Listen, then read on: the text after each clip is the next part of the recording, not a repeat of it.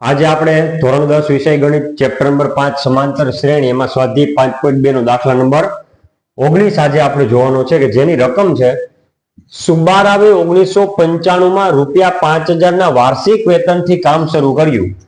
એની એક કામ કઈ સાલમાં ચાલુ કર્યું તો 1995 અને એનો પગાર શું હતો વેતન તો કે ₹5000 અને તેમને દર વર્ષે ₹200 ની વેતન વૃદ્ધિ મળે. દર વર્ષે એના પગારમાં 200 નો વધારો થતો જાય અને કયા વર્ષે તેમનું વેતન ₹7000 થશે. હવે આની પહેલા જે છે ને આપણે શ્રેણી બનાવી જો તો કે પ્રથમ વર્ષનું વેતન બરાબર કેટલા તો કે ₹5000 બરોબર. હવે બીજા વર્ષનું વેતન, બીજા વર્ષનું વેતન તો જો 5000 તો હતો જ, એમાં વર્ષે કેટલાની વૃદ્ધિ તો કે 200 ની. તો કેટલા થાય 5000 માં 200 ઉમેરો તો ₹5200. આ બીજા વર્ષે એને વેતન મળશે કેમ કે દર વર્ષે આપણને દર વર્ષે 200 ની વેતન વૃદ્ધિની વાત કરી. સ્ટાર્ટ ક્યાંથી કર્યું હતું તો કે 5000 થી, વૃદ્ધિ ₹200 ની. ચાલો ત્રીજા વર્ષે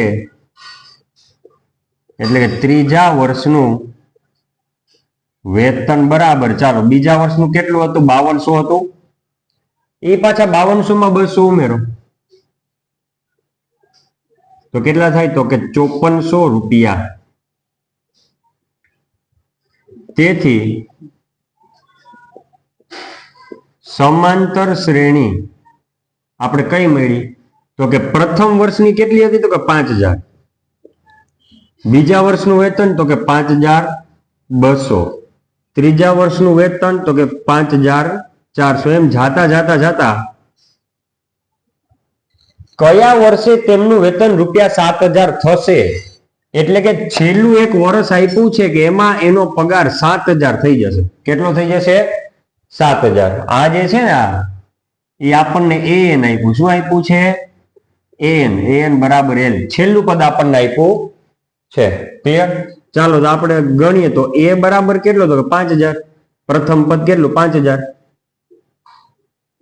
હવે ડી બરાબર ગોતવા જવાનું હોય જ નહીં, દર વર્ષે વૃદ્ધિ કેટલાની આવે છે 200 ની, તો એ આપણો ડી થાય. ડી બરાબર કેટલા તો કે 200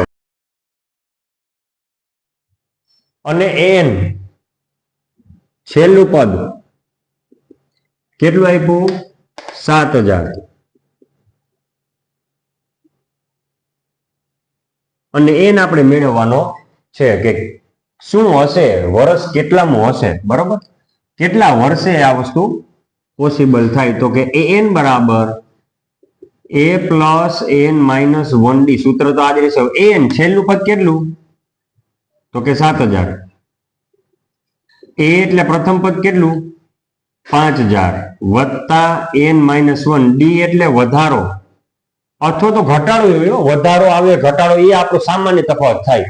વધઘટ જે આપણને રકમ આપી એની સામાન્ય તફાવત થાય.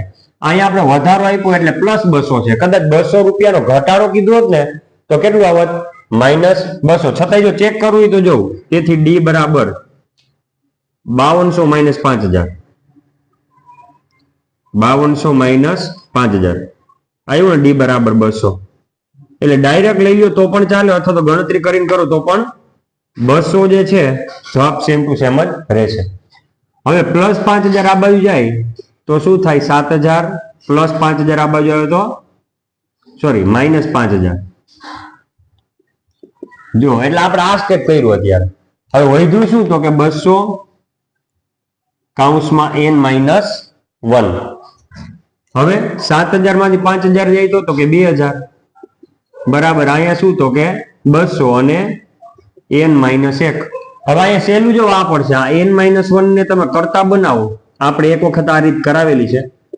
n માઇનસ 1 ને કરતા બનાવો તો 200 ક્યાં જશે તો કે 2000 ના છેદમાં 200. હવે જો ઉપર 2 શૂન્ય નીચે 2 શૂન્ય ગયા. તેથી n ઓછા 1 બરાબર ઉપર કેટલા છે 20 અને નીચે કેટલા 2. તેથી n ઓછા 1 બરાબર 20 ભાગ્યા 2 એટલે 10. હવે n ને કરતા બનાવો તો -1 ઓલી બાજુ જાય તો 10 હતા, -1 આ બાજુ આવ્યો તો +1, તેથી n બરાબર 11. એટલે કે 11મા વર્ષે, હવે જો લખીએ 11મા વર્ષે, તેથી 11મા વર્ષે તેમનું વેતન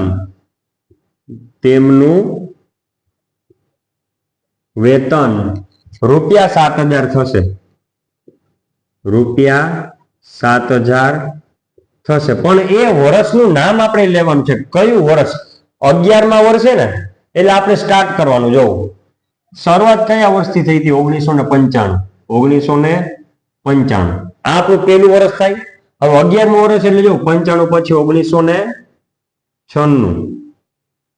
97, 98, 99, પછી 2000, 2001, 2, 3, 4 અને 5. જો ગણી લ્યો, પહેલું, બીજું, ત્રીજું, ચોથું, પાંચમું, છઠ્ઠું, સાતમું, આઠમું, 9મું, 10મું ને 11મું. કેટલામું?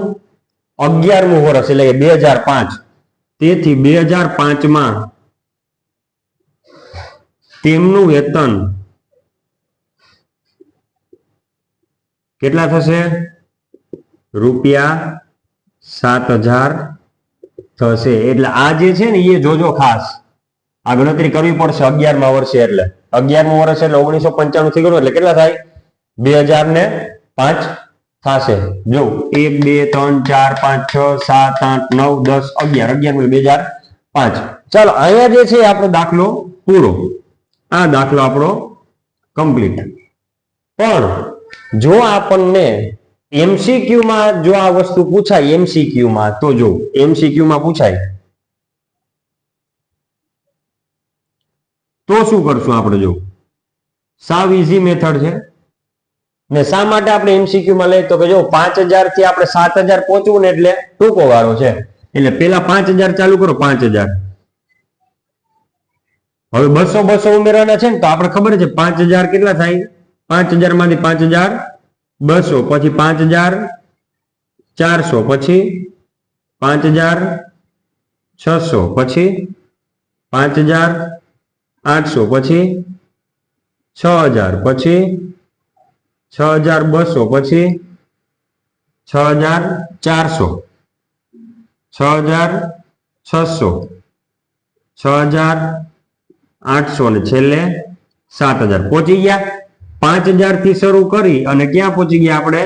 7,000. તો બધું ગણી લો. જો 1, 2, 3, 4, 5, 6, 7, 8, 9, 10 ને 11. ક્લિયર? તો આ MCQ ની રીત છે. MCQ ની રીતમાં શું કર્યું? 5,000 થી શરૂ કર્યું, 200 ઉમેરતા ગયા અને ક્યાં સુધી લઈ જવાનું? 7,000 સુધી. 7,000 સુધી પહોંચી ગયા. હવે વર્ષ ગણી લ્યો તો કે 11મું વર્ષ. પણ આ વસ્તુ જે છે એ ખાલી ક્યાં આવશે? તો કે MCQ માં આવશે. અને 7,000 પહોંચી 11 વર્ષ આપણે ગણી લીધા. પછી અહીંથી પાછા 11મું વર્ષ કયું થાય આપણે જોઈ લેવાનું. તો આજે આપણે દાખલો નંબર 19 જે છે અહીંયા MCQ ની રીત સાથે પૂરો કરીએ છીએ.